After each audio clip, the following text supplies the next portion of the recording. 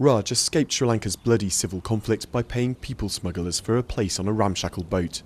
He's Tamil and doesn't want to be identified to protect his family back home. After nearly a month at sea, the last few days with no water to drink, the craft is one of the 12 or so intercepted each month by the Australian Border Patrol. We had to flee because our lives were in danger. I fully understood the risks of getting into a boat, but by doing that, at least I had a small chance of surviving and having a normal life. In Sri Lanka, I would have been dead by now.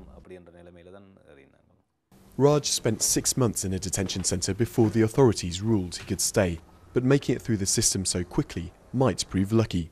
Asylum seekers are a hot election issue.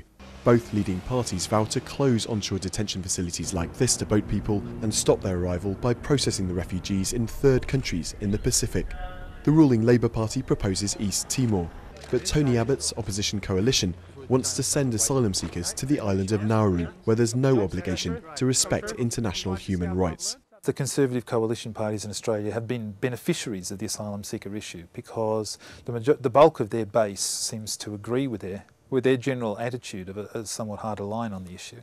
The Labor Party of the centre-left often finds itself in difficulty on this issue because its constituency tends to be split. Only 1.5% of the immigrants who come to Australia each year arrive by boat, and last year the country took in just 0.6% of the world's refugees. They're often settled in Sydney's western and generally poorer suburbs, making the issue there all the more controversial.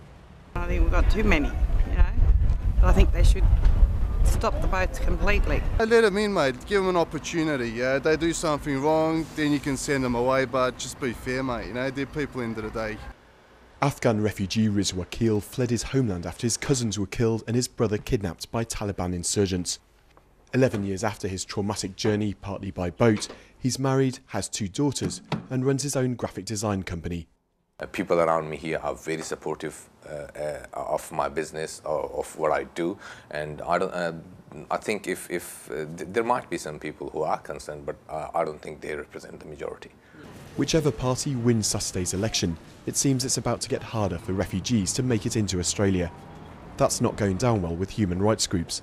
They say Australia should be leading the region instead of trying to avoid its international obligations.